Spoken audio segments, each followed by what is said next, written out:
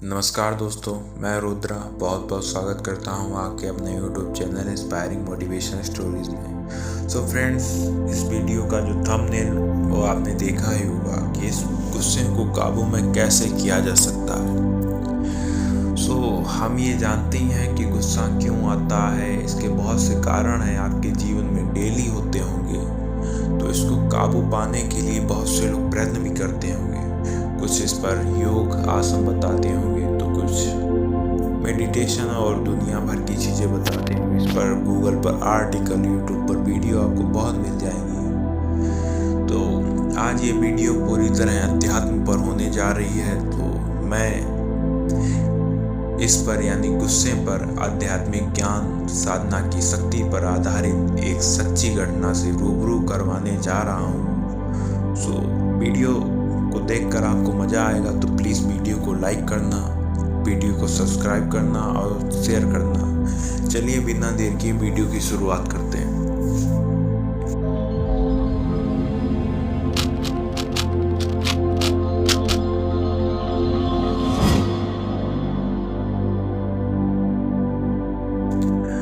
तो नेपाल देश में गुस्से को लेकर एक शोध कार्यक्रम चलाया गया था, जिसका मुख्य उद्देश्य ये पता लगाना था कि इंसान गुस्से को किस हद तक नियंत्रण में रख सकता है। अध्यात्म की शक्ति ये शोध करने के लिए उन शोधकर्ताओं ने दो समझदार ज्ञानी लोगों को चयन किया।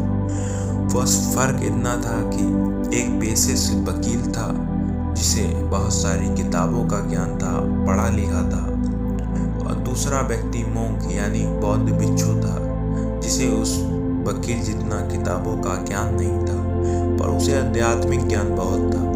वेदों और शास्त्रों का भी कुछ ज्ञान था।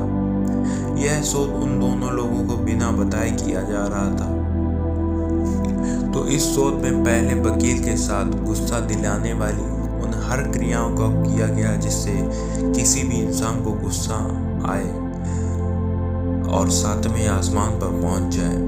वकील के साथ उन शोधकर्ताओं ने जो भी क्रियाएं की, उसमें वकील ने गुस्से की वो सभी प्रतिक्रियाएं दे डाली जो अक्सर इंसान गुस्से में दिया करता है।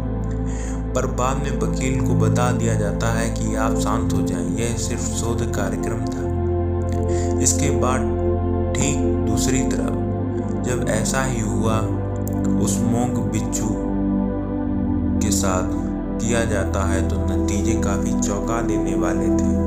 भिक्षु ने उन की किसी भी क्रिया पर अपनी कोई प्रतिक्रिया नहीं दिखाई, मानो भिक्षु पर उन सबका कोई क्रियाओं का असर ही नहीं हो रहा था। यह देख शोधकर्ताओं के पसीने छूट गए और होश उड़ गए कि कोई इंसान इतना शांत रह सकता है, तो कैसे अपने गुस्से को काबू किया जा सकता है। वो लोग भिक्षु के पास गए और बोला कि यह एक शोध कार्यक्रम था, जिसमें लोगों पर एक शोध के जरिए बताया लगाया जा सकता है कि इंसान अपने गुस्से को किस हद तक काबू कर सकता है। फिर जिज्ञासा बस उन लोगों ने भिक्षु से पूछा कि आपने अपने गुस्से पर इतना काबू कैसे रखा है, आपने कोई प्रतिक्रिया क्यों नहीं दिखाई। तो इस पर भिक्षु ने बड़े शांत स्वर में कहा कि प्रतिक्रिया तो तब दिखाता जब मुझे गुस्सा आता, मुझे गुस्सा आया ही नहीं, सच कहूँ तो गुस्सा आता भी तो मैं भी अपनी प्रतिक्रिया ना देता। भिक्षु जी बोले, देखिए, पहले तो इस बात को अच्छे से समझने की कोशिश करें कि दिमाग आपके अंदर है, ना कि आप दिमाग के अंदर। तो फिर दिमाग को खुद पर क्यों हावी होने दे रहे हो, बजाय कि आपको खुद दिमाग पर हावी होना चाहिए। कुल मिलाकर इस बात का मतलब यह है कि आपका अपने दिमाग पर पूरी तरह से नियंत्रण होना चाहिए। इस पर उन शोधकर्ताओं ने भिक्षु महाराज से बड़ी उत्सुकता से पूछा कि आखिरकार दिमाग पर इंसान पूरी तरह से कैसे नियंत्रण पा सकता है। तो इस पर भिक्षु महाराज यानी मोंक ने कहा है कि बिल्कुल पा सकता है, 100% पा सकता है। इस बात को इतने हौसले से इसलिए बोल रहा हूँ क्योंकि इसका सबसे बड़ा उदाहरण मैं खुद हूँ। मैंने खुद विज्ञान, योग साधना, ध्यान विद्या और अध्यात्म ज्ञान का सहारा लेकर इस बात को सिद्ध कर दिखाया है कि मस्तिष्क पर पूरी तरह से नियंत्रण पाया जा सकता है, जिसका एक छोटा सा नमूना अभी आप लोग कुछ देर पहले देख चुके हैं। तो बिच्छू यानी मोंग जी कहते हैं कि दिमाग आपका अपना मालिक नहीं है, बल्कि आप अपने दिमाग के मालिक हैं। तो दिमाग को खुद पर हावी ना होने दें। अब मैं आपके सवाल का जवाब देता हूँ कि मेरे साथ ऐसा क्यों हुआ कि मैं गुस्से को क्यों रोक पाया, और आया तो फिर उस पर प्रतिक्रिया क्यों नहीं दी। तो इसका एक ही जवाब है, वो मेरा अपने दिमाग पर पूरी तरह से नियंत्रण होना है, जो कि सिर्फ एक वजह से ही संभव हो पाया है, और वो है अध्यात्म ज्ञान। योग साधना यानी ध्यान विद्या, अध्यात्म ज्ञान के लाखों सकारात्मक विचारों की शक्ति और योग साधना की सकारात्मक ऊर्जा मुझे गलत चीज़ों, गलत विचारों पर किसी भी प्रकार की ऐसी प्रतिक्रिया करने से तुरंत रोकता है जिसके करने से सिर्फ खुद का नुकसान होता है। उनकी शक्ति ज्ञान से उन सभी घटनाओं को, गतिविधियों और बातों का तुरंत पता लगाया जा सकता है। यह लग जाता है कि सही है या नहीं तथा नकारात्मक है, जिससे हम प्रतिक्रिया नहीं करते हैं। दूसरी तरफ रही गुस्से की बात, तो ठीक गुस्सा भी उन नकारात्मक बातों, घटनाओं का हिस्सा ही है जिस पर किसी भी प्रकार की नकारात्मक प्रतिक्रिया देने से अध्यात्म ज्ञान हमें रोकता है। ये होती है अध्यात्म की शक्ति। तो इस प्रकार गुस्से को भी तभी शांत या खत्म किया जा सकता है जब आपके दिमाग पर पूरी तरह से नियंत्रण होगा, और यह सब तभी संभव हो सकता है जब मन शांत हो, और मन तभी शांत होता है जब मन में सकारात्मक बातों का, सकारात्मक ऊर्जा का वास हो, और यह सबसे अधिक मिलता है आध्यात्मिक ज्ञान से। जितना अधिक आपका आध्यात्मिक ज्ञान हासिल करोगे, उतना ही आप अपने मन पर विचार पा सकोगे।